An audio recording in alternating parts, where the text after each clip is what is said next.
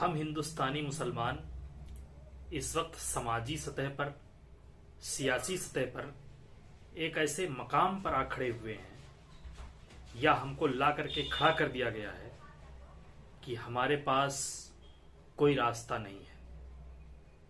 न समाज में हमारी कोई औकात है और ना ही सियासत में हमारी कोई हैसियत है। सियासी तौर पर देखें तो हम एकदम अछूत बना दिए गए हैं और समाज हमें इतनी नफरत से देखता है कि हमारे वजूद को भी गवारा करने को तैयार नहीं है। ऐसा क्यों हुआ, किस वजह से हुआ, हम इस पर बात नहीं करेंगे, लेकिन ये बात तो तय है कि ऐसा सिर्फ इसलिए नहीं हुआ है कि हमारे दुश्मन ऐसा चाहते हैं या वो लोग जो हमसे नफरत करते हैं वो ऐसा चाहते हैं। इसमें हमारी भी कहीं ना कहीं बहुत बड़ी गलती है। बहुत सारी गलतियां हैं जो हमने पिछले आजादी के बाद से अब तक कर रखी है।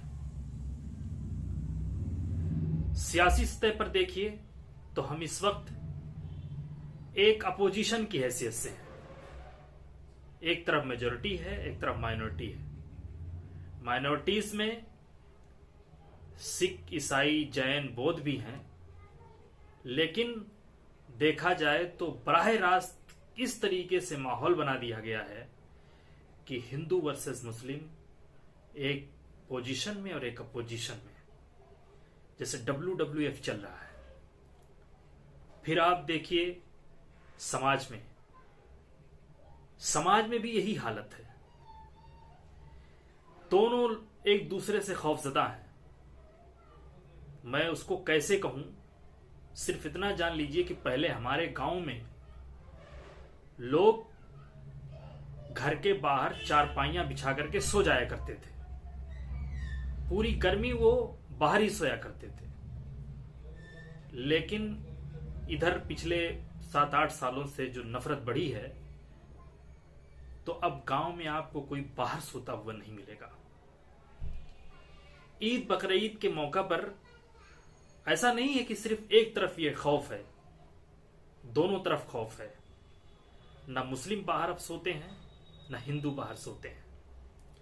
इसी तरीके से बकरीद के मौके पर, ईद के मौके पर आमतौर पर सेवैयां, गोश्त का जो लेन देन होता था वो अब खत्म हो चुका है।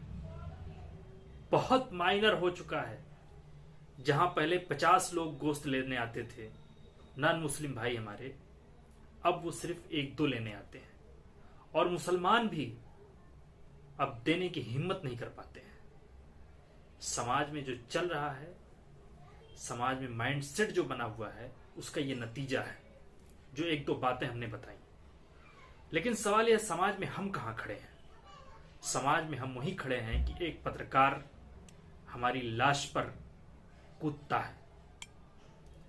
समाज में हम वहीं खड़े हैं कि हम जब घायल होकर के गिर जाते हैं तो एडमिनिस्ट्रेशन हमसे जनगण मन अधिनायक जय हे गवाता है। हम समाज में वहीं खड़े हैं कि हमें मार मार करके हमारा जब लहूलुहान हो जाते हैं तो हमसे जय श्री राम का नारा लगवाया जाता है। पहले तो मुसलमानों ने इस पर बहुत ज्यादा ध्यान नहीं दिया। इनके बच्चे उठाए जाते रहे, इनको समाज के तौर पर अलग थलग किया जाता रहा। यह आज की कहानी नहीं है।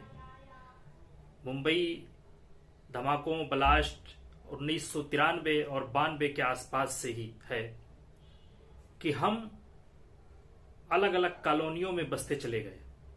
जो मिली जुली आबादी थी वो सेपरेट होती चली गई। समाजी सतह पर इसकी कोई खबर नहीं ली गई, ना ही सियासी सतह पर, बल्कि सियासत ने तो इसको मजीद गहरा किया और आज वो अपने एक बहुत हाई लेवल पर पहुंच गया है। समाज में हम नफरत भरी निगाहों से देखे जाते हैं। समाज में हम खटक रहे हैं और सियासत में भी हम खटक रहे हैं। अब सवाल यह है कि हमारे पास रास्ता क्या है। क्या मेजोरिटेरियन ने, जिस तरीके से बहुसंख्यक समाज ने एक एक्सट्रीमिस्ट पार्टी को, एक सांप्रदायिक पार्टी को चुन लिया, उसी तरीके से हमें भी एक एक्सट्रीमिस्ट पार्टी को चुन लेना चाहिए? क्या ये मर्ज का इलाज है? तो मेरी तरफ से जवाब सिर्फ ये होगा कि आप गंदगी को कभी गंदगी से साफ नहीं कर सकते। अगर गंदगी को साफ करना है तो साफ पानी की जरूरत होगी। मैं कोई ब्लूप्रिंट यहां लेकर के नहीं बैठा, लेकिन बहैसियत कौम के फर्द होने के नाते आपको भी सोचने की जरूरत है, हमें भी सोचने की जरूरत है कि समाज में वो कौन से इकदाम किए जा सकते हैं, या समाज में वो कौन सी चीजें की जा सकती हैं जिसकी वजह से इस नफरत को कम किया जा सके। ये सच है कि ये नफरत अभी कम नहीं होगी, क्योंकि चढ़ता दरिया है, उतरने में समय लगेगा। लेकिन याद रखिए, नशा कोई भी हो, उतरता जरूर है।